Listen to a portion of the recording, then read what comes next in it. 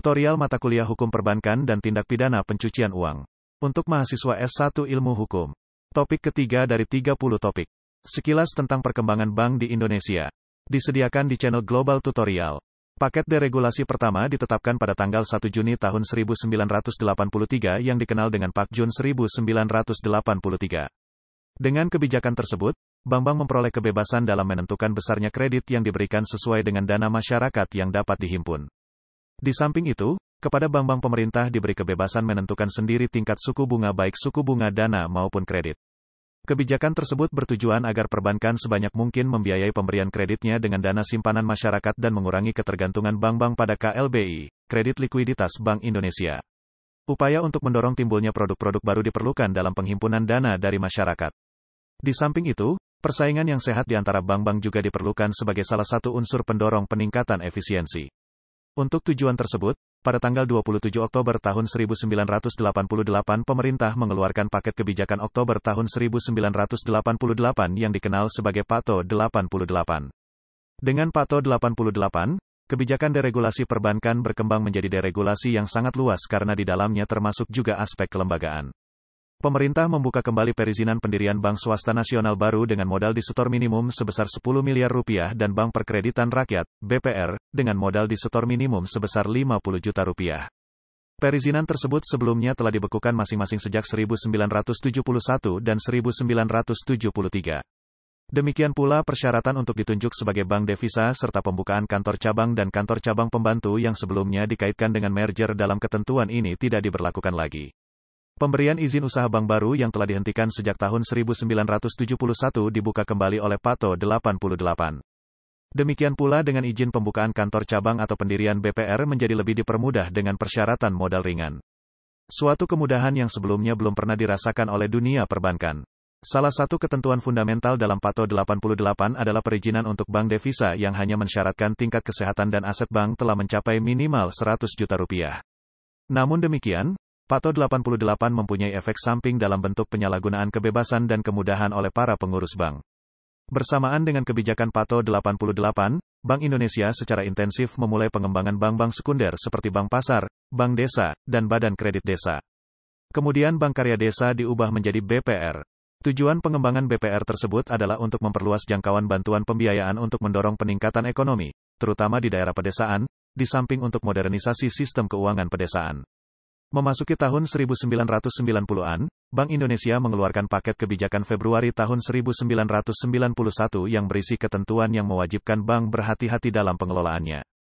Pada 1992 dikeluarkan Undang-Undang Perbankan menggantikan Undang-Undang Nomor 14 Tahun 1967. Sejak saat itu, terjadi perubahan dalam klasifikasi jenis bank, yaitu bank umum dan BPR. Undang-Undang Perbankan 1992 juga menetapkan berbagai ketentuan tentang kehati-hatian pengelolaan bank dan pengenaan sanksi bagi pengurus bank yang melakukan tindakan sengaja yang merugikan bank, seperti tidak melakukan pencatatan dan pelaporan yang benar, serta pemberian kredit fiktif, dengan ancaman hukuman pidana.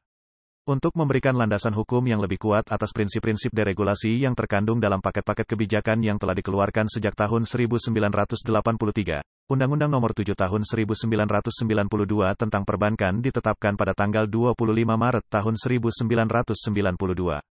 Berdasarkan Undang-Undang Nomor 7 Tahun 1992 diatur kembali struktur perbankan, ruang lingkup kegiatan, syarat pendirian, peningkatan perlindungan dana masyarakat dengan jalan menerapkan prinsip kehati-hatian dan memenuhi persyaratan tingkat kesehatan bank, serta peningkatan profesionalisme para pelakunya. Dengan undang-undang tersebut juga ditetapkan penataan badan hukum bank-bank pemerintah, landasan kegiatan usaha bank berdasarkan syariah, serta sanksi-sanksi ancaman pidana terhadap yang melakukan pelanggaran ketentuan perbankan. Undang-Undang Perbankan 1992 ini juga memberi wewenang yang luas kepada Bank Indonesia untuk melaksanakan fungsi pengawasan terhadap perbankan. Pak Jun 83. Inilah langkah penting deregulasi sektor perbankan di Indonesia. Di dalam paket Juni tahun 1983 diberikan kemudahan bagi bank untuk menentukan sendiri suku bunga deposito dan dihapuskannya campur tangan Bank Indonesia dalam penyaluran kredit. Deregulasi pertama itu juga memperkenalkan adanya sertifikat Bank Indonesia dan juga surat berharga pasar uang, SBPU. Pak Jun bertujuan merangsang pertumbuhan perbankan Indonesia dan berhasil menarik dana masyarakat ke bank secara drastis. PATO 88. Paket itu adalah aturan paling liberal sepanjang sejarah perbankan Indonesia dan telah banyak mengubah kehidupan perbankan nasional.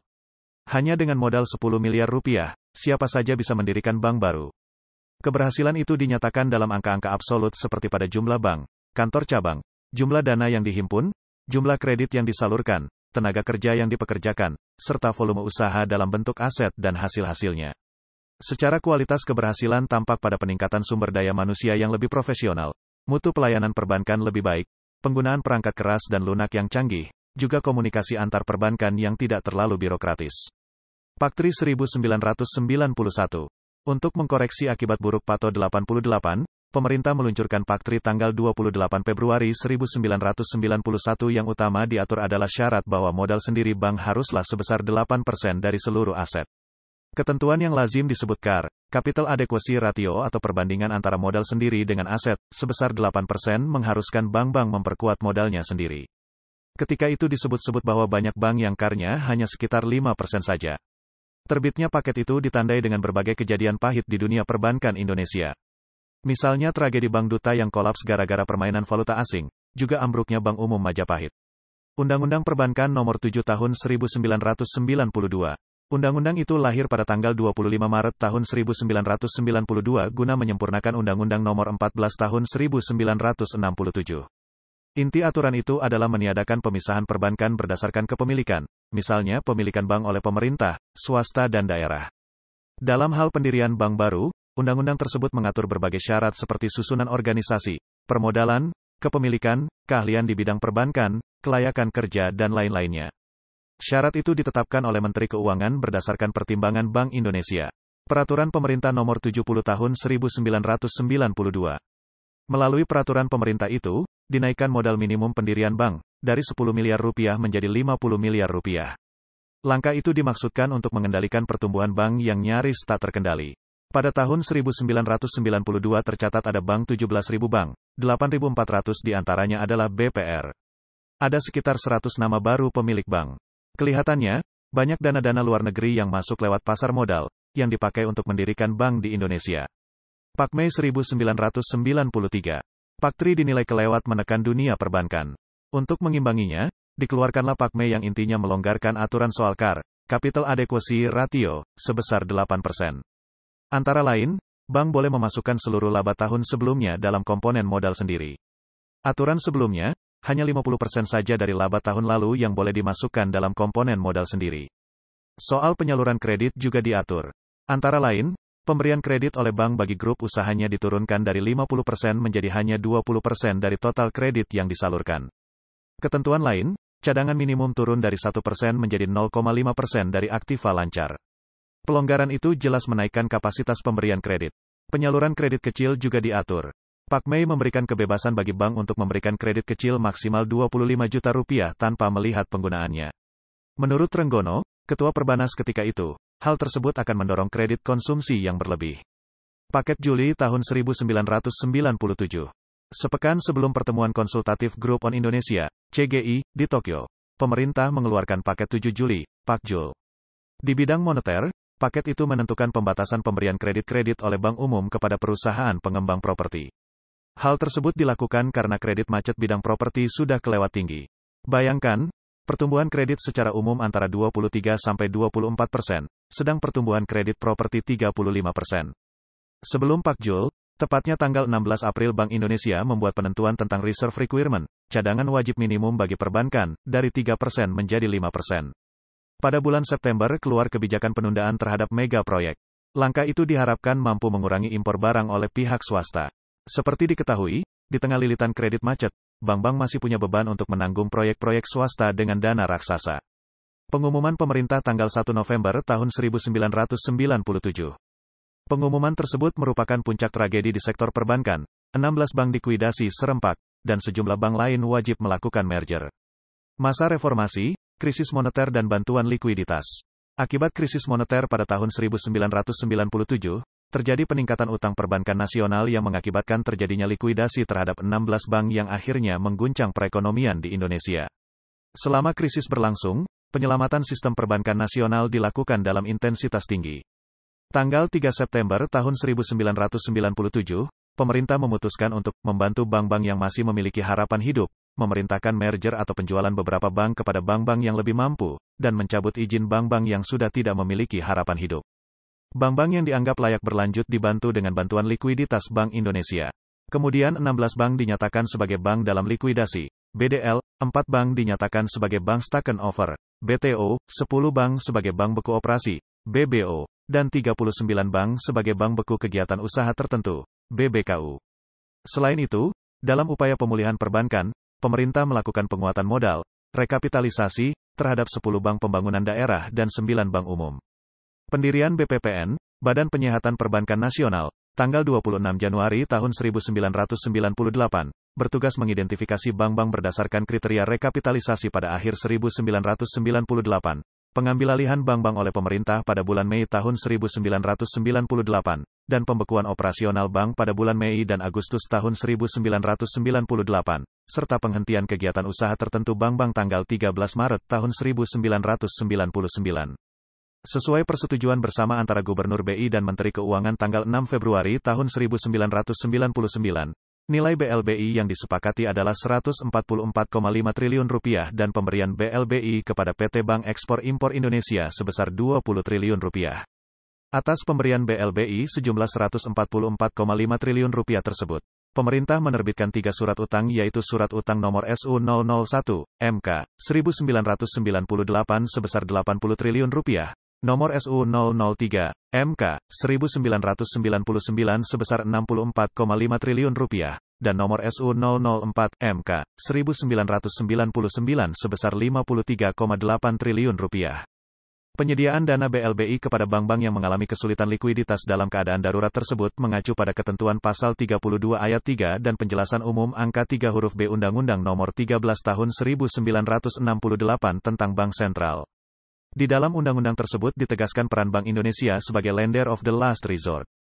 Selain sebagai pelaksanaan fungsi itu, penyediaan BLBI juga dilakukan untuk melaksanakan komitmen Bank Indonesia untuk membantu pemerintah dalam menjalankan kebijakan makroekonomi nasional.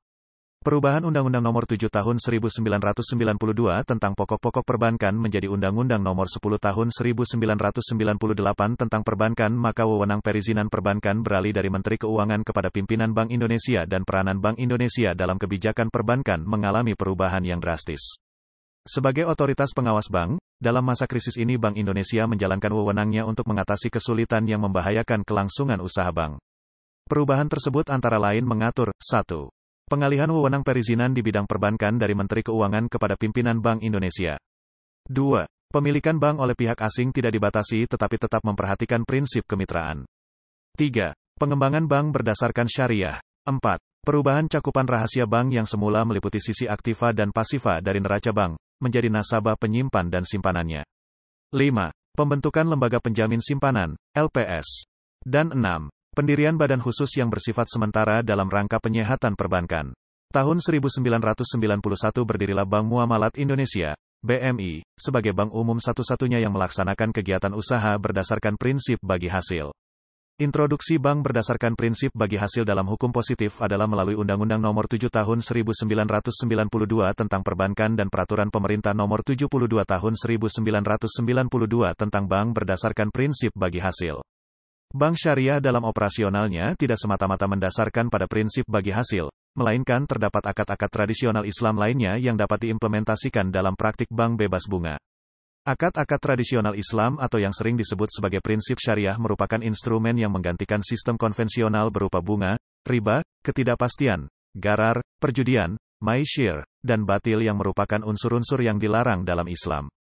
Berdasarkan paradigma tersebut, serta adanya realitas empiris yang menunjukkan bahwa bank-bank konvensional banyak yang tidak sanggup bertahan di saat krisis keuangan dan moneter melanda, maka mendorong pemerintah untuk melakukan perubahan Undang-Undang Nomor 7 Tahun 1992 yang dituangkan dalam Undang-Undang Nomor 10 Tahun 1998. Undang-undang inilah yang mempertegas eksistensi perbankan syariah di Indonesia. Masa reformasi, sistem perbankan modern.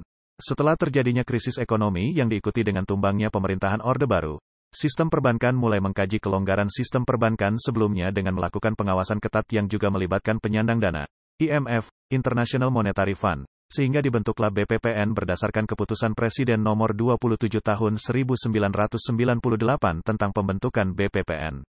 Lembaga ini dibentuk dengan tugas pokok untuk penyihatan perbankan, penyelesaian aset bermasalah dan mengupayakan pengembalian uang negara yang tersalur pada sektor perbankan. Karena kinerja yang dinilai kurang memuaskan, pada masa pemerintahan Presiden Megawati Soekarnoputri, lembaga ini dibubarkan pada tanggal 27 Februari tahun 2004 berdasarkan keputusan Presiden nomor 15 tahun 2004 tentang pengakhiran tugas dan pembubaran BPPN. Tak hanya itu, Presiden Megawati Soekarnoputri juga menunjuk Menteri Keuangan Budiono sebagai Ketua Tim Pemberesan BPPN melalui Kepres nomor 16 tahun 2004 tentang pembentukan Tim Pemberesan BPPN. Kepres ini merupakan satu dari sejumlah landasan hukum yang dikeluarkan Presiden berkaitan dengan pembubaran BPPN. Perusahaan Pengelola Aset, Persero, PPA, didirikan pemerintah pada tanggal 27 Februari tahun 2004 melalui Peraturan Pemerintah Nomor 10 Tahun 2004 untuk melaksanakan pengelolaan aset ex BPPN yang tidak berperkara hukum.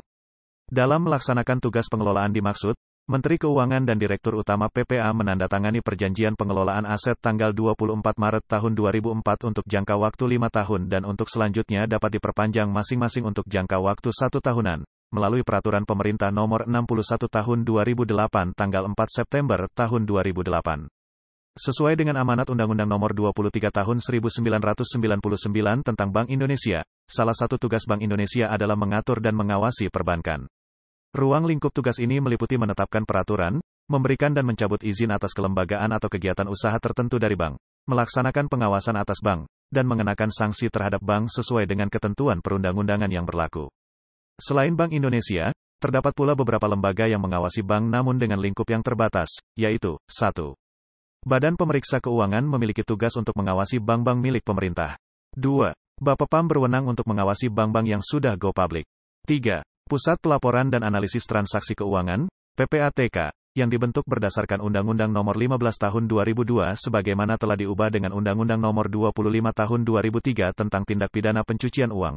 Memiliki wewenang meminta dan menerima laporan dari penyedia jasa keuangan serta melakukan audit terhadap penyedia jasa keuangan mengenai kepatuhan kewajiban sesuai dengan ketentuan dalam undang-undang ini dan terhadap pedoman pelaporan mengenai transaksi keuangan. 4. Lembaga Penjamin Simpanan, LPS, berwenang mendapatkan data simpanan nasabah dan laporan keuangan bank serta melakukan verifikasi dan konfirmasi data dalam rangka merumuskan dan menetapkan kebijakan pelaksanaan penjaminan simpanan dan melaksanakan penjaminan simpanan. 5. Sesuai dengan amanat Undang-Undang Nomor 23 Tahun 1999 tentang Bank Indonesia, salah satu tugas Bank Indonesia adalah mengatur dan mengawasi perbankan. Untuk mewujudkan struktur perbankan yang stabil secara berkesinambungan, Bank Indonesia berkoordinasi dengan pemerintah dalam merancang arsitektur perbankan Indonesia, API. Dalam skenario API, bank-bank diwajibkan memperkuat permodalannya sesuai dengan lingkup operasionalnya. Semakin luas lingkup operasionalnya, maka semakin besar pula permodalan yang dipersyaratkan. Dengan demikian bank-bank kecil yang selama ini rentan terhadap gejolak, terus didorong untuk menjadi besar, merger dengan bank lain, diambil alih oleh bank lain atau turun menjadi BPR. Dalam skenario ini, lingkup operasional bank dibedakan menjadi 4 kriteria, masing-masing bank dengan kegiatan usaha terbatas, bank fokus, bank nasional dan bank internasional. Pengalihan pengawasan jasa keuangan kepada Otoritas Jasa Keuangan, OJK, yang dibentuk berdasarkan Undang-Undang Nomor 21 Tahun 2011 yang berfungsi menyelenggarakan sistem pengaturan dan pengawasan yang terintegrasi terhadap keseluruhan kegiatan di dalam sektor jasa keuangan. Otoritas Jasa Keuangan, yang selanjutnya disingkat OJK, adalah lembaga yang independen dan bebas dari campur tangan pihak lain, yang mempunyai fungsi, tugas, dan wewenang pengaturan, pengawasan, pemeriksaan, dan penyidikan. OJK didirikan untuk menggantikan peran Bapepam Lembaga Keuangan. Demikianlah materi topik ketiga tutorial kuliah hukum perbankan, dan tindak pidana pencucian uang untuk mahasiswa jurusan ilmu hukum. Channel Global Tutorial, akan sangat membantu masyarakat umum dan para mahasiswa yang sedang atau ingin kuliah di universitas terbuka, atau kuliah di perguruan tinggi manapun di Indonesia. Ratusan video tutorial S1 Ilmu Hukum, S1 Ilmu Pemerintahan, S1 Ilmu Komunikasi, S1 Ilmu Manajemen, S1 Ilmu Administrasi dan lainnya disajikan di Global Tutorial.